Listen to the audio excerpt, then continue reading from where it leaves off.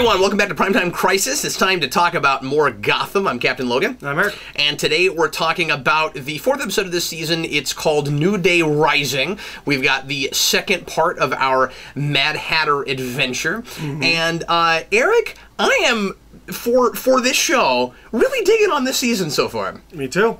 I would say it's a lot of fun. I would almost go as far as to say that this is a good episode. Yeah. Like well, a we thought last genuinely episode good was a episode? genuinely good episode. Yeah, I mean, like, there's stuff in it that you wouldn't put in a regular good show.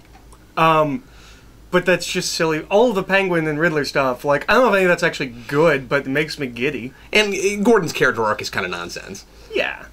But all the other stuff is good. Their Mad Hatter is quickly becoming one of, if not my favorite villains of this show. A lot of that's maybe just the look and the performance. And the way that they shoot him. That's what, yeah. Yeah, all that silhouette stuff is so cool. It's like somebody's really excited to do Mad Hatter for some reason. Yeah. Or just, like, to shoot a hat. Like, they finally have a character that you can do the silhouette of knowing who the character is. Outside of, like, Penguin. Yeah, that's a good point. There's not a whole lot of that they've been able to do. Yeah. No, he's great. And again, we love hats in this show, so it's not like we haven't had characters with hats. At the end of this episode, we've moved him into a... Theoretically, we've now moved him to a different place, and I'm interested to see... Who are we talking about?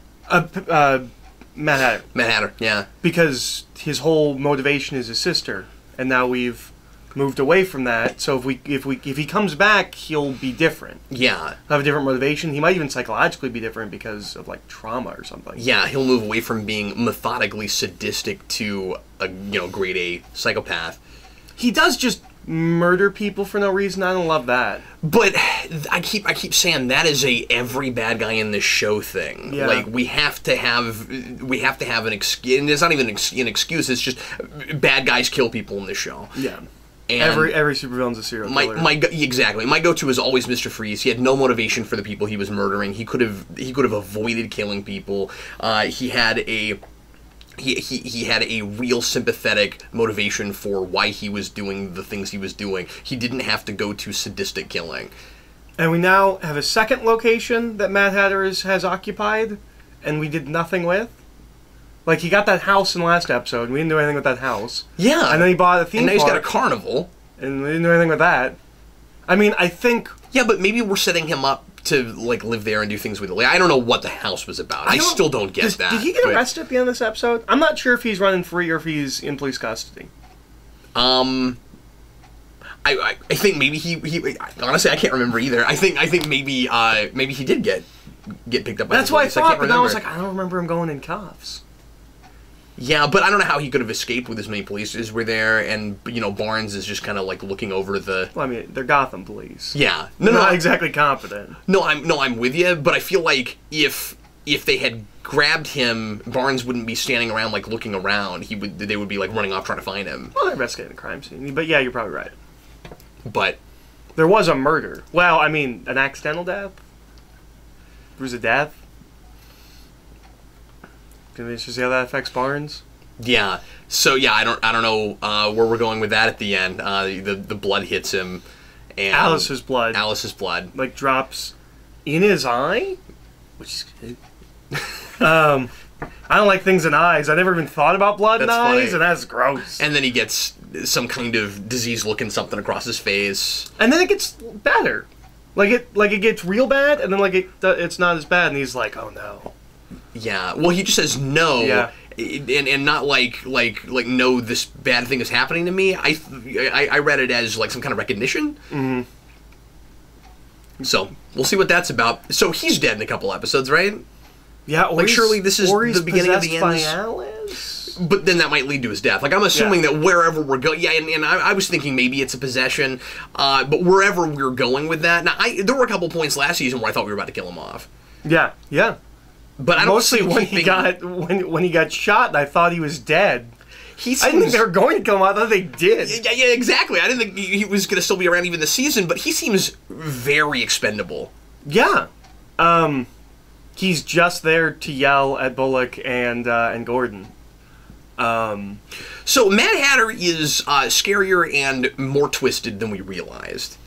Yeah. Because of his obsession with his sister, and I like how subtle they talk about that. We know what they're talking about, but they don't get to a like really gratuitous, gross place in the way they talk about it, or in showing him try to do anything to her, really. But you have to assume the way she's talking that there's some kind of molestation incest thing. Yeah. Yeah. Which is because she says he had thoughts you don't a brother shouldn't have. Yeah. Which is kind of heavy for the show. I mean, we don't really go into it, and she's dead, so we're not going to deal with the psychological fallout of that. But I don't think we've had anything like that on any of the CW shows. Like, I'm not saying this is an unprecedented thing to bring up on television, but it seems darker than we usually go on our comic book television. But not for this show. Really? Even this?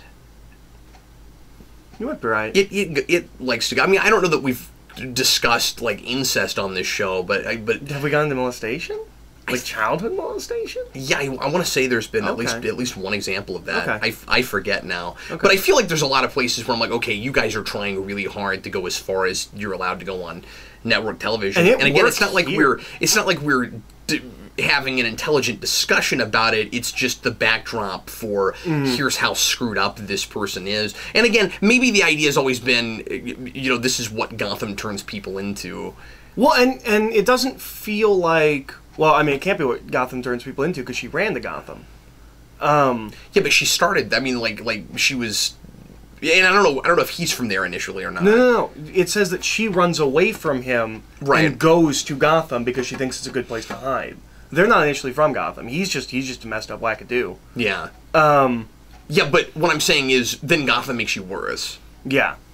Which is probably what will happen moving further. Forward. Yeah. We've kind of seen how he is, and now we're going to see what Gotham does. I still don't know, and I have this horrible fear that they're not going to tell us. I still don't know how he got his powers, because he can't just be a really good mentalist. He clearly is able to. I don't know if he reads minds, but he clearly has persuasion powers. There was a couple of things in the first episode that made it seem like he could read minds, and I didn't see any of that this episode. No. So they might have changed their mind. Maybe they're inconsistent about it. Maybe they don't know. But it's not just hypnotism. He did seem to be, or maybe he's just really good at reading people. And then he's able to. So what I mean is, he definitely has a superpower, but maybe like what looked like telepathic intuition is just intuition. Because he didn't say anything really specific about Gordon. It's not like he's naming names. Well, and that's if we want to get into like the real world serial killers, that's the thing that all of them have when you're a sociopath and you don't. I think it's sociopath. You don't have emotions yourself, like it's the Dexter thing. Yeah. You get really good at faking it and reading it in other people. So that's entirely possible that he's just really good at reading people. And there's a great little line with Gordon where he's like, all right, if you let me go, you'll live a long and a long life. I thought there was a lot of really solid writing in this episode. Yeah. As far as dialogue goes, Gordon is still a consummate moron, and Al's not much better. Well, and suddenly, wait, Lee? Yeah, Lee. Why did I say Al? I don't know. I flipped it. Yeah, Eel is not doing pretty good this episode. Eric decided that she was the chick from Men in Black. Yeah, because they have the same job, but. Don't you think that there were a lot of places where Gordon could have made this a shorter episode? Yeah. Because he knows exactly what the trigger is that's making it so that he's mind controlled, and which anytime he hears ticking. Sorry. I guess we should note that we learned this episode: if the Mad Hatter tells you to do something, and you escape, it's still in you. Whenever you hear ticking, because that's his trigger, it's a continuing thing. You will always have that whenever you hear ticking. Yeah, I thought that was cool. I don't think we get that at all in the first episode. Yeah, that was really scary. I mean, he's one of the more powerful villains we've had now. And I know they haven't all been superpowered villains, but I mean, like you know, whether we're talking about superpowers or you know, traditional power, you know, he's one of the scarier, like, can manipulate things. Yeah. Kinds of villains. But he has an opportunity when Mad Hatter goes into the police station to stop him, and I just thought it was ridiculous that he tells Mad Hatter to put his arms up. Yeah, and turn around. What do you think is going to happen? You know, he's got the watch that controls you. Why doesn't he just shoot him in the kneecap or something? Yeah, I was thinking the same thing. He can't be worried about the consequences of what would happen to him in the police department. A, it's Gotham, and you're able to get away with more stuff there. He is always getting away with more stuff. And this guy just brought a bunch of people in to attack the GCPD, which, by the way, they all have guns. These big strong men are not an issue. Like, maybe initially we're like, what's going on? And like and then they just get shot, right? Like that is how we fix the Tweeds. Okay, so to be fair, and I didn't expect them to set that up. Yeah, like, you keep waiting for Tweedledee and Tweedledum. We finally got there. But because I think you've just been kind of naming villains that we haven't done yet that the show is likely to do. Well, I think I made a joke as that, where I was like, well, we got Mad Hatter, maybe we'll get Tweedledee. See, I thought you were serious about it. But then there they were. Yeah, no, there they were. And we seem to actually have, theoretically, Tweedledee and Tweedledum. We have a family of 5 brothers called the Tweeds. Yeah. And there are 2 with Mad Hatter now. So even because we kill off the rest of them. Well, so the one guy's in prison. We kill off 2 of them. The ones... Okay, but the other 2's almost certainly. And they actually get names, and a couple of them are sort of close to Tweedledee and Tweedledum, but they're not exactly that. Because that would be a little too on the nose, because isn't that an Alice in Wonderland thing? Yeah, yeah. So, but it wouldn't be too on the nose if Mad Hatter named them, yeah. But if they started with some other kind of circus names, and then they were renamed... Like, I can kind of, you know, you can kind of see that. It makes me kind of wonder, now that we're doing more of the, like, costumed henchman characters, you think Ed will ever get Query and Echo? I hope so. I could see something like that. Yeah. I could also see them existing as fractures of his psyche. Oh, yeah. He's got girls in his brain that come out and tell him to do things.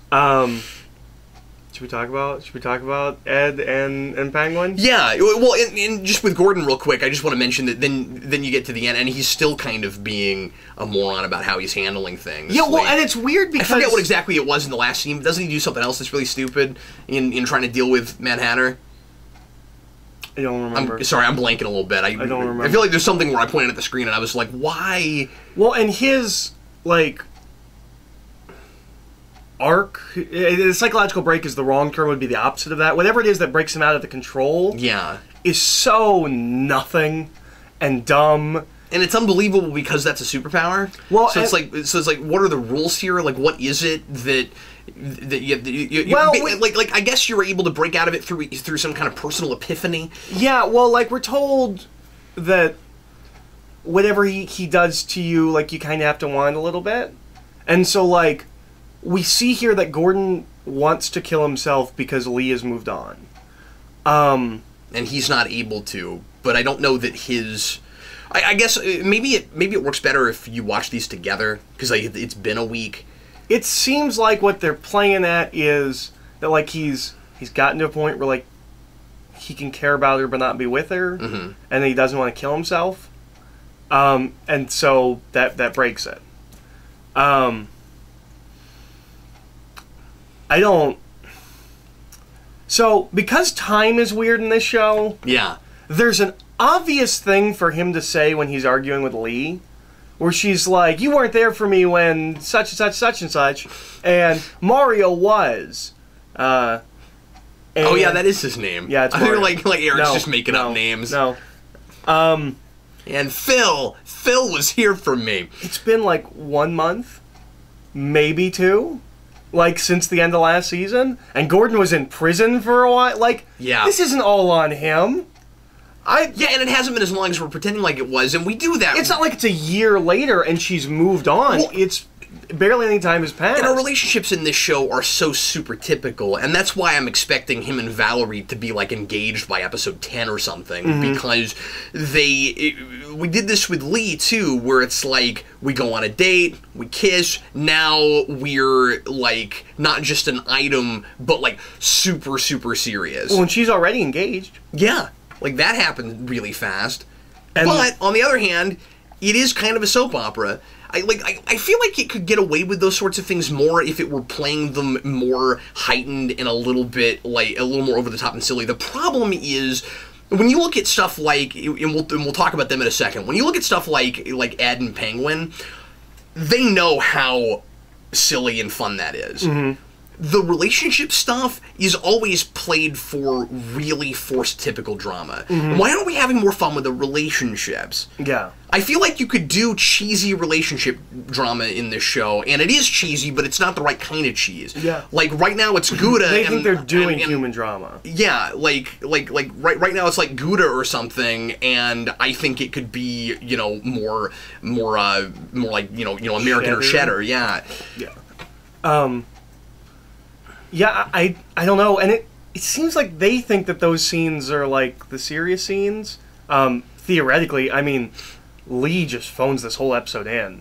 Yeah, she does. And I don't remember ever thinking she's not a good actress. No.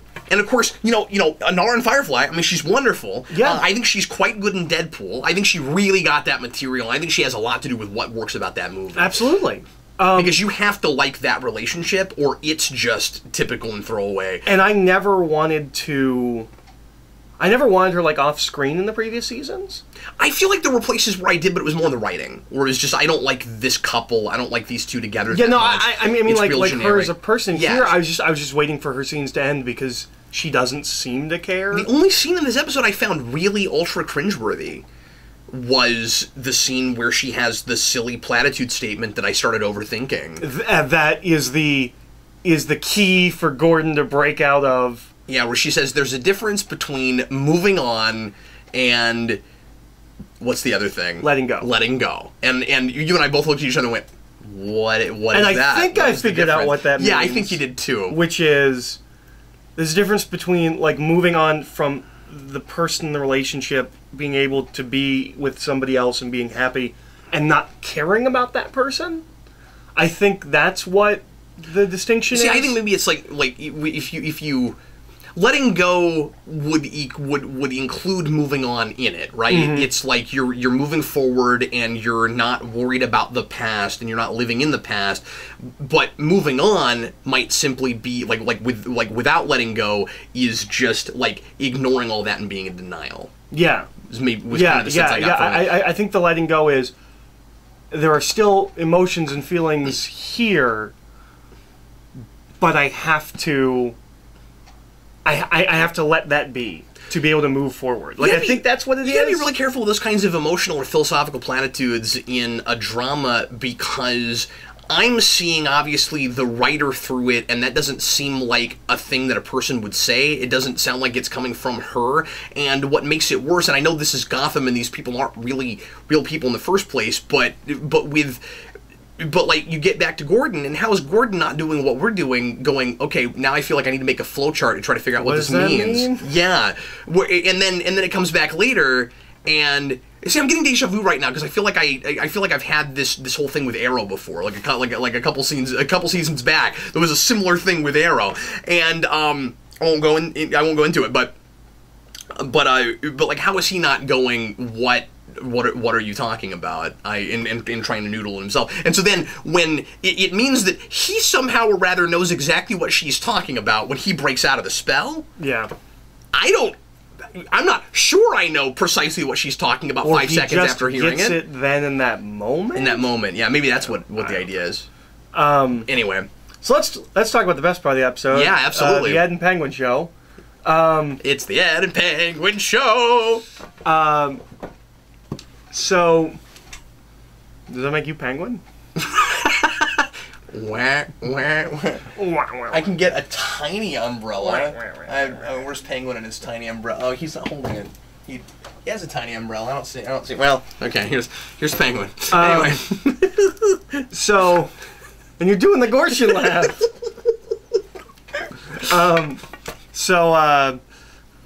So Ed decides to turn down bribe money for Penguin's campaign, which, by the way, is resolved this episode. Which I was surprised by. I still don't know who he's running against. Well, he's running against the mayor. Right. I mean, I guess. And and he has no chance, and they made a big deal out of how he has no chance. Well, and it's very strange because previously it seemed like he would win by a landslide because he has the ear of the people. Yeah. Like, it almost Why does he think he has to buy anyone off? And then I guess the idea is he doesn't realize just how well he has the ear of the people and how much they appreciate him and care about him. But it seems like then that's I the don't whole know where that reason came he from. ran. And he already knew that because a couple episodes ago he's like, I have the ear of the people, and he knew he could build a mob in like 45 seconds. Yeah, it seems like this. It's just an excuse to get him and Riddler closer and tighter, right? It seems like this episode takes place in a slightly alternate universe from the show we've been watching, where he's been paying people off to become mayor, and so Ed's going around turning down money and returning bribe money, and Penguin freaks out, and it looks like they're gonna break up. We were worried that this was gonna be the breakup episode, and because it's the only couple I care about. Yep. And then he wins by a landslide. Like, he does have the ear of the people, and it's this whole speech about like how people love you, and you needed to understand for yourself that people love, like almost like a.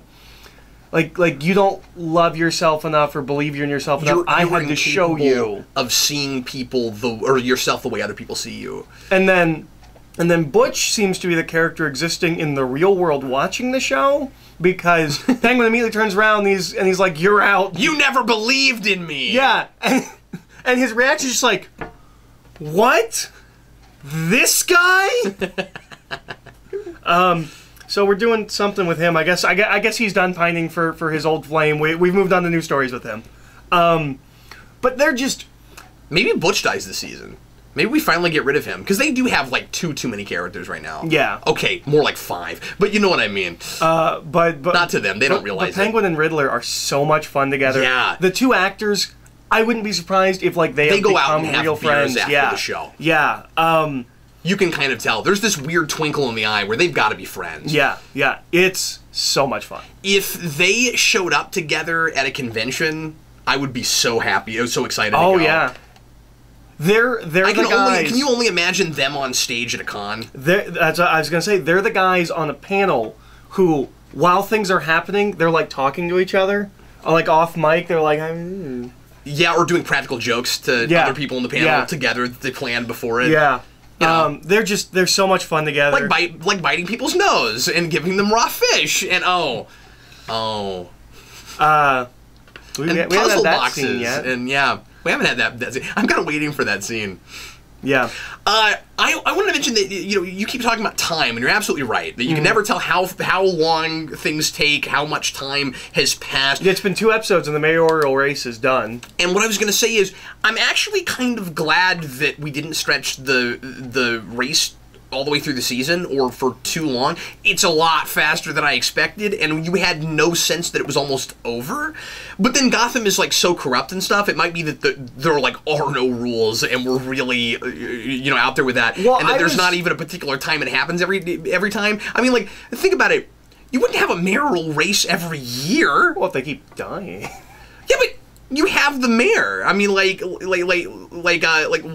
I'm confused as to the timetable for when the normal campaigning would happen, like when the normal race would happen. Because because yes, Gallivant died, but then the old mayor got his job back. Why does he have to suddenly run again? Like, was last year, was that when the campaign would usually happen, or is it this year? It's not like you elect a new mayor every year. Yeah, I don't know. I don't understand what's going on with that. And mayors don't have term limits. So and no way does Penguin make it to the end of the season. I think there might be states where they do, but some states, the mayors don't have term limits. I imagine Gotham, there probably are no term limits.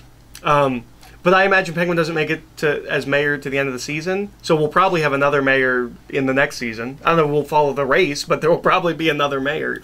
But I sort of liked that it happened a little earlier just because, Gallivant got it so fast. Well, and I like that it happened earlier if they weren't going to... Because what I was expecting was that we would get another character that would run against Penguin. Yeah. And, we would have, devious, back and forth, silly Gotham political intrigue. And if we're not going to do that, I'm glad we do it this quickly. Yeah. Well, and if it wasn't going to be smart, although it could have been fun to do goofy, not smart political intrigue, and I could have enjoyed it, I would have been okay with it if Gordon had run. If it was Penguin versus Gordon, that'd be amazing. Because that calls so much back to the '60s show. Because we keep talking about how Gordon is basically Batman now, and people kind of thought that from the beginning. He's really Batman now, except that he goes farther and he probably he's probably fine with killing people.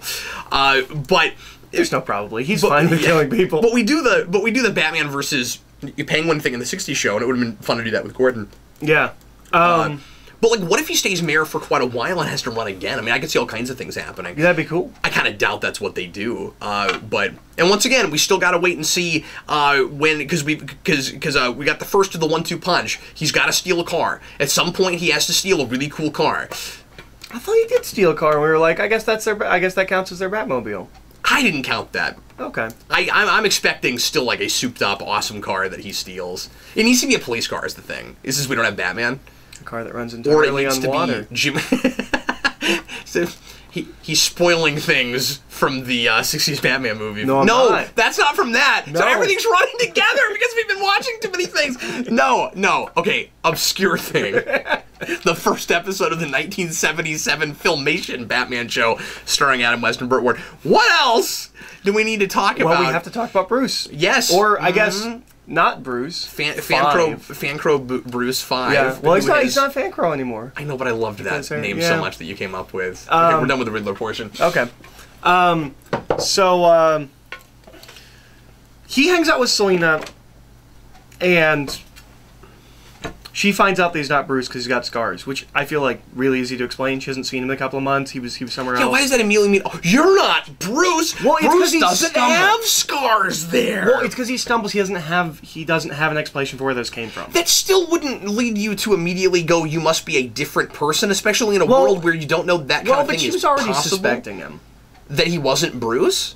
Yeah, because he kept doing things that were kind of strange and weird and out of character. Yeah, that he was acting a little different, but also she kind of liked that about him, so you would think that she would kind of run with it a little bit. And I think it's giving her a little bit of credit that she's able to maybe put some pieces together. Maybe so. I think she jumps to you must be a different person a little fast, which I'm surprised I'm saying because too often in these kind of scenarios it's really obvious and a person isn't. But like this is me giving this episode a little bit of credit with that because I don't think it is all that obvious that he's a totally different person, at least as much as it is in some other things I've seen. And one of the things I think is interesting is he takes out... Well, there are things that she says to him that he should know from the past that he should know. But he takes out like a room full of guys, and she's like, "I never saw that in you." I think that's kind of fun. Like that is a more clever version of like, "I'd never go into a fight with an S on my chest." Like because we know he's going to be theoretically he's going to get to the point where he can do that. Like not him, but Bruce. Well, yeah, that's what I mean is that she doesn't see that in Bruce. We had this. Eric and I had this hilarious moment while we were watching this episode, where when Bruce and Five confront each other, we were looking at each character, and we were looking at Bruce. We were going, boy, that guy's a terrible actor. He doesn't know what he's doing. And then you go back to Five, and then we go, that kid should play this other kid. Yeah, he's quite good. Yeah, when he's Five, I'm liking his performance for the most part. I guess he's got more to do. He's not. Maybe he's not bored. Like maybe he's kind of sick of his role, and he doesn't like what they've been giving him to do. And maybe he's picked up on more than some other actors what show he's in. Because when he's not happy with it. When you're 12 or 13, and you get to be Bruce Wayne in a Batman show. You've got to be like elated if you grew up with it. And I don't know anything about this kid's history, but what kid his age isn't a Batman fan? Yeah. Especially now. Exactly. And so, imagine you get that role and you think it's a serious Batman show and then it's this show. Like I feel like he's likely to be because maybe you're naive, maybe you give your hopes up. Well, and he's a kid. Well, and he's growing up. Every year is another year, and that's monumental in the life of a child. Exactly. And so I would think that potentially him more than any other, and of course big break, like him more than any other actor in that show. If he's picked up on what kind of show it is, and it's not what he wanted it to be, I can see why it would affect his acting. Yeah. So, him more than anybody else might be the most disappointed. The actress playing Selina hasn't skipped a beat. No, she's been consistently exactly the same and quite good all the way through. I really like her. There's this great moment where her and forgetting Bruce, what they give her to do. I think the actress her and is Five wonderful. kiss. Yeah. And she knows that he's not Bruce, and I really because we said we're like, oh well, like we thought they were going to stretch this out for a couple episodes. She was going to really like fall in love with Bruce and then find out it wasn't Bruce. They didn't do any of that. They skipped all of that. That could be really obnoxious forced drama. And then we get the one moment, maybe all season, where Bruce is in any way likable, where he's just kind of like, when she kissed Five, do you think she thought he was me? I think she thought he was like he's like a 14-year-old boy. I couldn't decide if I liked that or not. I liked it. Did you? Yeah. Because it felt human. Dear Good God, point. something felt human. Well, and a lot of that is just inconsistency and they're not knowing what they want to do with that character, right? Because he can be stoic and solid and Stonewall and trying to force himself to be Batman, like in psychology, like in the or in characterization, the way he acts. And a lot of the time, it's just he seems like he's not a real person. Yeah, you're absolutely right. Yeah, no. So that's what I liked about it, was that it made him feel like a person. We unfortunately have not had anything like a gradual progression from a kid who loses his parents through maybe trying to decide if he wants to be a kid or if he wants to grow up too fast, to growing up too fast, to becoming Batman. Yeah. It's been yo-yo-y. Yeah. Well, and not just a person that makes him feel like a kid. That is how a kid reacts to a situation like that. Yeah. Or, a young adult. Well, it's also fun because he's wrong. Yeah. Yeah. She didn't know. I mean, because she did know it wasn't. Which makes me wonder what their next interaction is going to be like. Yeah. I wouldn't be surprised if he tries to kiss her, and she says no. I also wouldn't be surprised if she didn't say, okay, here's all the things that were cool about other you that you should integrate into your personality. Is there anything else in this episode? Did we hit everything? That was the major stuff. We didn't comment on the absolutely glorious sister death shot. Oh yeah. When Alice's death is she falls on the only pipe jutting out of the floor. It's kind of Smallville-y. Yeah. Well, and it's going this way. And she falls, and it's like you get that sound effect of like. And you're like, oh no. And then they pan back and they have this glorious shot of this one spike coming up out of the ground and her body's on it and like it's lit from the back. It's a beautiful shot. I am really impressed that the show still looks as good as it does, and that it's had some of its most spectacular and memorable shots the this train season, because they lost their production designer last year. Oh, really? He passed away. Yeah, and he's like I forget what else he worked on. He was an older guy. I think he was in his 70s, maybe his 60s. I forget. But he was a major Hollywood production designer and has a lot to do with why the show looks the way it does. And I guess he had a really good team, because I was afraid that production values or just artistic, because sometimes that's all the show has going for it is the visuals, style over substance. It's bad. We've said this before. It's Batman Returns the series. Yeah. And the Batman Returns-iness of it, I think, is a lot him. And it has continued, and again, it has had even better stuff this year. Yeah. Than I think we've ever seen before. So they clearly were like, we better step it up and make sure that we do him proud. It's kind of the sense I get. It almost feels like they got more money this season. I mean, I guess that's possible. I don't know. I don't know anyone that's watching the show. Well, that's actually not true anymore. No, we know a couple people, and we even know people who are watching it unironically. I know someone that's watching the show unironically. But I'll say the last 2 episodes, you can do it more than you've been able to in a long, long time. Sure, is it okay to say that? Yeah, no, absolutely. But that's not what these people are talking about. No, they're talking about all the way through. They're talking about season 2. Okay, real quick before we end, can we make a list of people we'd like to see ejected out of the show? Sure. Because I'm talking a lot about how there are too many characters in this show. Lee. Obviously, Lee needs to go, and I think she will. Yep. We need to, and maybe it comes back eventually in something closer to the role she has in the comics. Wouldn't it be cool if this show goes on a long time, we're only in season 3, wouldn't it be cool if Lee leaves and in season 6 she comes back and she has more of the role she does in the comics. So lose Lee, lose Fish Mooney. Oh, well, and she's gone for right now, which I guess we should mention. But she'll be back. We thought Bruce 5 leaves. How did we write her? She wasn't really written out, was she? She leaves the city with Hugo Strange. That's right.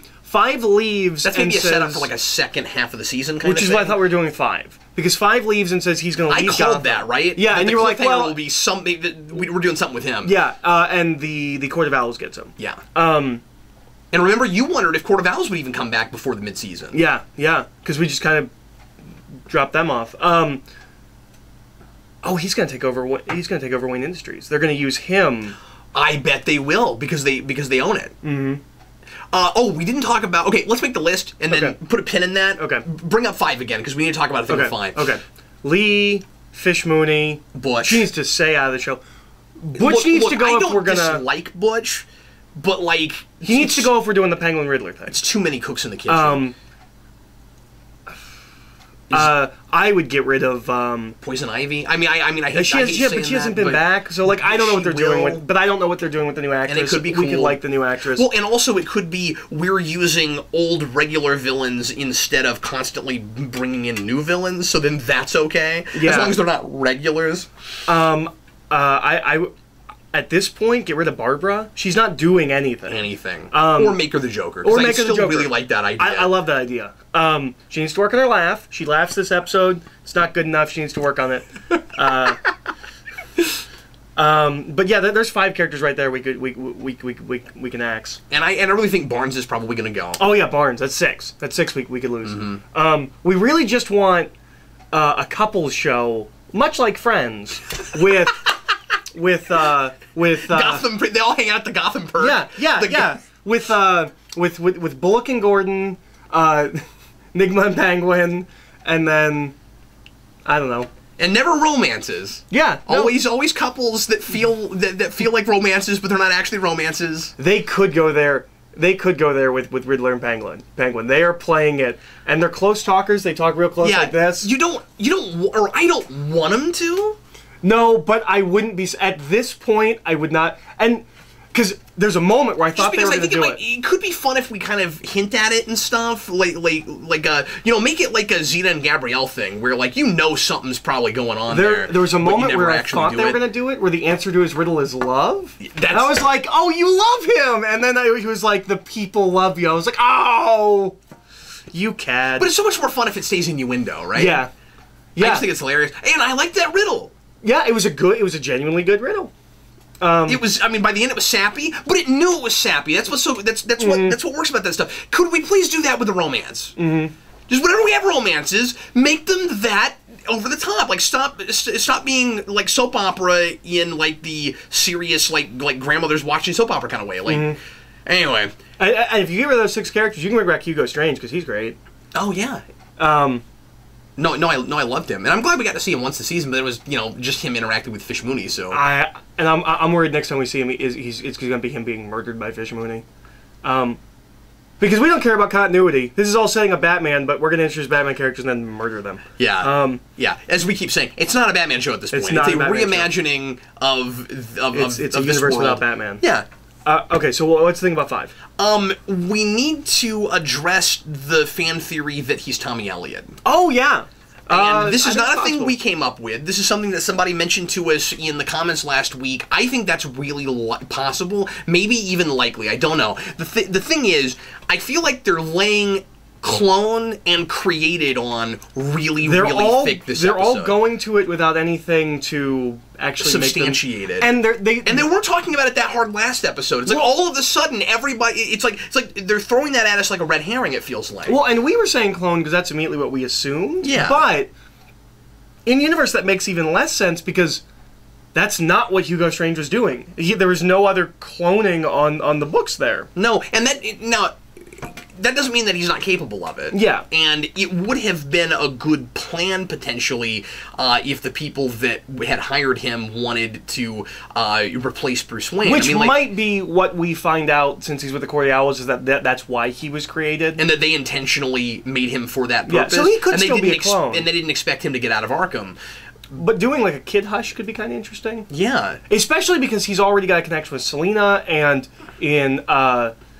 Hush plays with the Bruce Selina relationship in Hush, and then in Heart of Hush, obviously he takes it a step further because, I mean, I am giving them way too much credit for having read, reading into like comics and stuff, but the whole thing with Selina's They've heart, gone to some and that he thinks that Selina is like the human elements, the thing that Bruce most cares about. Mm-hmm. They're setting all of that up if he's Tommy Elliott. I mean, not that they'll go there, but no, that's a really good point. Yeah, they won't do.